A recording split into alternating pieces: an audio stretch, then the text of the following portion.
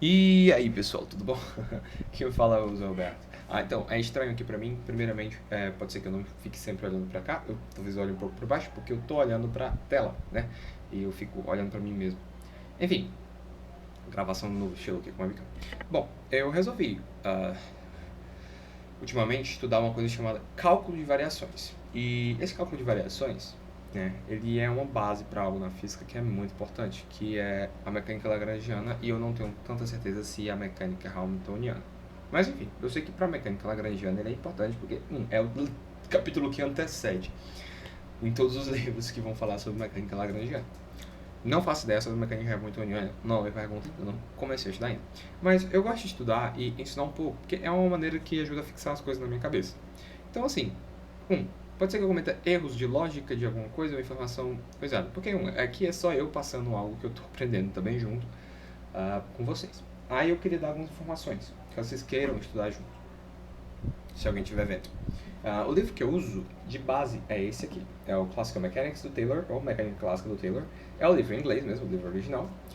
Eu acho que é no capítulo 7 que está isso. Não, capítulo 6.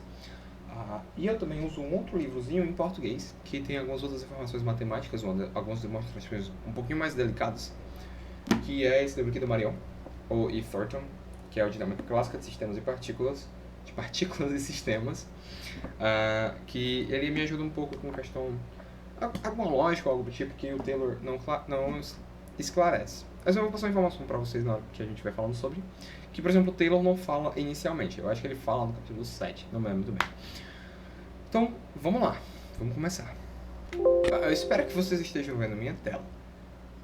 Bom, eu primeiramente a informação eu vou dar. Não estou usando o livro em si agora, estou usando minhas anotações, que também tem algumas coisas do Marion, né? Do dinâmica de partículas e sistemas. Então, eu sempre falo de dinâmica de sistemas e partículas.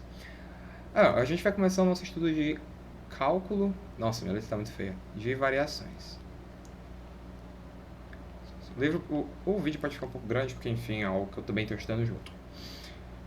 Basicamente é o seguinte, vou falar a motivação. O que é? Não a motivação, mas o que é o cálculo de variação. A gente vai estar estudando basicamente e tentar encontrar máximos e mínimos. Máximos e mínimos. É isso. Tá? E o nosso objetivo geral aqui, assim, objetivo, é encontrar uma equação que é chamada equação de Euler-Lagrange. Eita. E daqui, assim que eu montar ela aqui, eu vou falar mais ou menos a ideia e os pré-requisitos que vocês precisam ter, assim, pré-requisitos entre aspas. A equação de Euler-Lagrange, eu vou botar aqui em uma variável dependente e uma variável independente, tá? Eu vou dizer que é del(f), del(y), menos dx, del(f), del(y). Isso é igual a zero. Isso aqui é o que a gente chama de equação de Euler-Lagrange, tá? Ela é a equação que a gente vai tentar encontrar e ela que vai ser de extrema importância.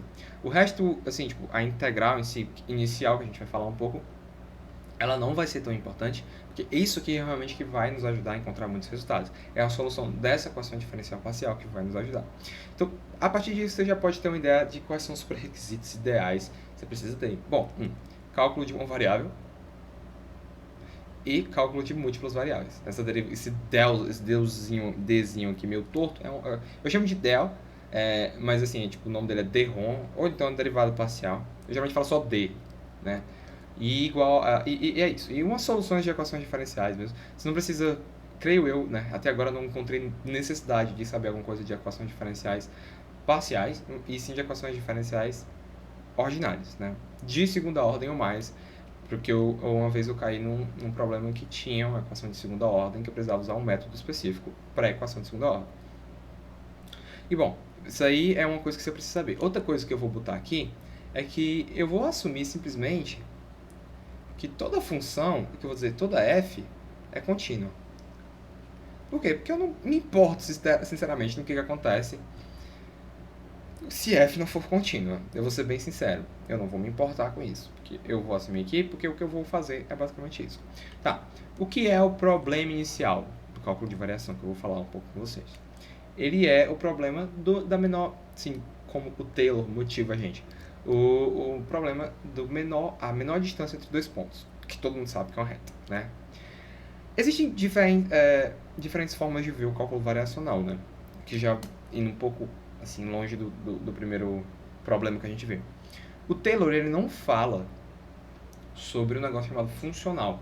Nesse capítulo 6 ele não vai falar, ele não vai mencionar isso. O Marion, né, o Dinâmica Clássica de Partículas e Sistemas, é um nome muito extenso, ele vai falar sobre isso. Então, assim, como eu uso o Taylor em si como base, eu não me importei muito em entender o que é um funcional. Tá? Eu vi que é uma ideia muito abstrata, mas eu vou dar como curiosidade para vocês isso. Uma função, o que ela é uma função? Ela é uma maquinazinha que você bota um valor e sai outro valor. O funcional, ela vai ser uma máquina em que você bota uma função e vai sair um valor. Essa explicação não é minha, é uma explicação do professor da UFF, do curso de Mecânica Clássica lá, que é uma coisa muito mais forte do que o que eu estou fazendo aqui. Que é só uma maneira que eu estou usando para aprender. Então, assim, a primeira coisa que a gente tenta resolver é isso. Existe o quê? Que eu vou botar o plano, é exatamente aquela ideia. É uma variável independente e uma variável dependente. Eu tenho dois pontos, que eu vou chamar de x1, y1, x2, y2. E eu quero saber a menor distância desses dois pontos. O que liga, né? O menor caminho, melhor dizendo, entre esses dois pontos. A menor distância não importa mesmo, é o menor caminho, que essa é uma função. Todo mundo sabe que, apesar disso aqui não ficar tão reto, é uma reta.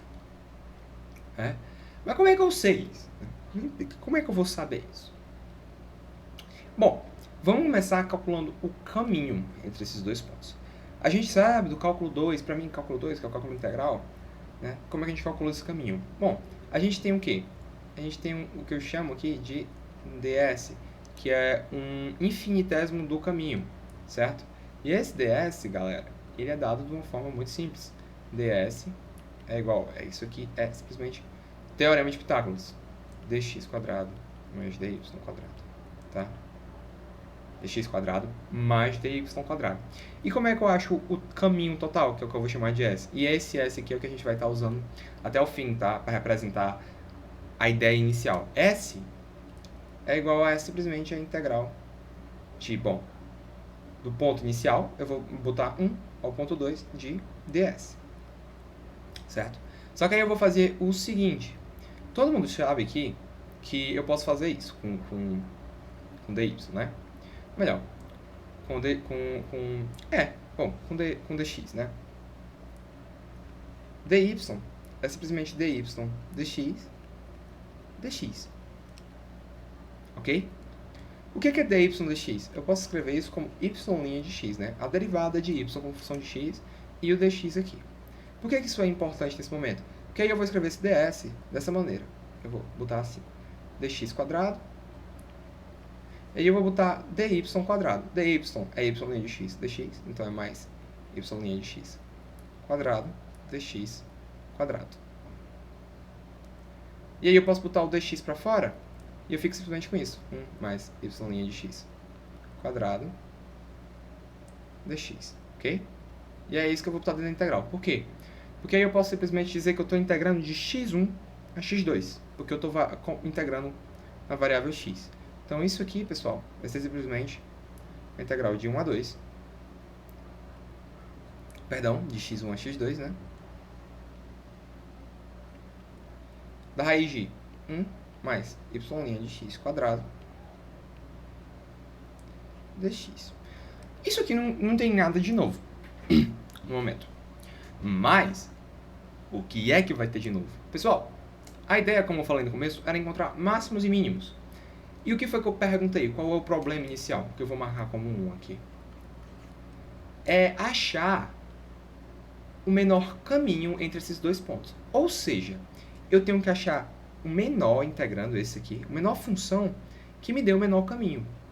Ou seja, citando o Taylor. Então, o problema é encontrar a função y de x que a integral dê o mínimo.